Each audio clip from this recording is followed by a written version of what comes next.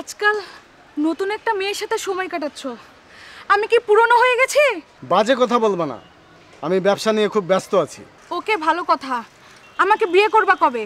এখন তো বলতে পারবো না, আমার ব্যবসা নিয়ে জটিলতা চলছে, এগুলো সারতে 2-1 বছর সময় লাগতে পারে, তখন আমি ভেবে দেখব। আর তোমার যা দরকার টাকা পয়সা, তো সেটা তো তুমি পাচ্ছই।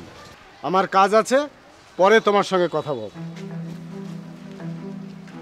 তুমি কোথায় যাচ্ছ সেটা তো আমি জানি। আমার সর্বনাশ করে তুমি অন্য একটা মেয়ের সাথে রিলেশন করছো। আজকে আমি এটার ব্যবস্থা করেই ছাড়বো। মেয়েদের সাথে প্রতারণা করার ফল কি সেটা তোকে আমি বোঝাবো। টাকা পয়সা নিয়ে একদম চিন্তা করবা না, তোমার সমস্যা মানে তো আমার সমস্যা। তুমি না থাকলে আমার পড়াশোনা আর বাবা মায়ের চিকিৎসা কোনোটাই করতে পারতাম না। তোমার কাছে আমি কৃতজ্ঞ। আসলে কি, আমার বউটা মারা গেছে অনেক দিন, তারপর থেকে আমি একা হয়ে পড়েছিলাম। আমার অগাধ টাকা পয়সা ছিল, কিন্তু এই মনে কোনো শান্তি ছিল না। আজ তোমাকে পেয়ে আমি ধন্য।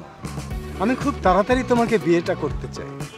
আমার কোনো আপত্তি নাই, তুমি যখন বলবে আমি তখনই রাজি। এই শোনো, তোমার সাথে আমাকে কেমন মানাবে? কিছুটা। কিছুটা কেন? আমার বয়স কি খুব বেশি? কে বলেছে তোমার বয়স বেশি? তুমি না কচি বাবু।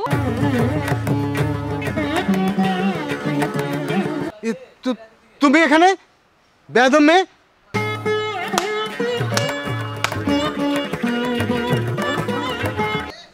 ও না হয় বেয়াদব, আমি কি মিস্টার কচি বাবু?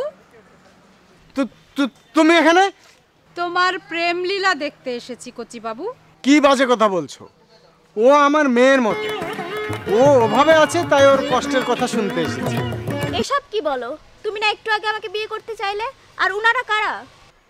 এই মেয়ে, চুপ করো। কি বাজে কথা বলছো? আমার বউ আছে, এই যে এইটা আমার বউ। আর তুমি তো আমার মেয়ের মতো, আমি তোমাকে বিয়ে করতে যাব কেন? ও, বুঝতে পেরেছি, সব এই মেয়েটার ষড়যন্ত্র। উনি তোমার মেয়ের মতো আর আমি তোমার ভ্রাস্তির মতো, তাই না কচি বাবু? তুমি না বলছো তোমার বউ মারা গেছে? ভণ্ড, প্রতারক, চিটার একটা। হ্যাঁ, এই যে আমি মৃত মানুষ দাঁড়িয়ে আছি। এই মেয়ে শোনো, ও আমার সাথে 1 বছর প্রেম করে এখন তোমার পিছনে লেগেছে।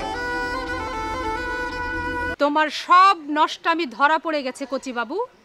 তোমার ব্যবস্থা না করে আমি আজ ঘরে ফিরবো না।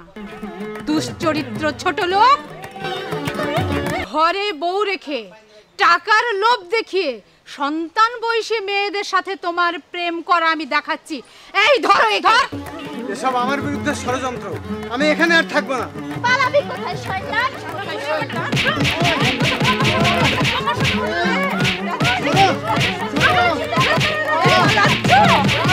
শয়তানদের অনেক শিক্ষা হয়েছে। চলো এবার এখান থেকে আমরা যাই। ঘরে বউ রেখে বাইরে মেয়ে নিয়ে ফষ্টি নষ্টি করলে কি অবস্থা হয় আমাকে দেখেই তো আপনারা বুঝতে পারছেন। অতএব সবাই সাবধান।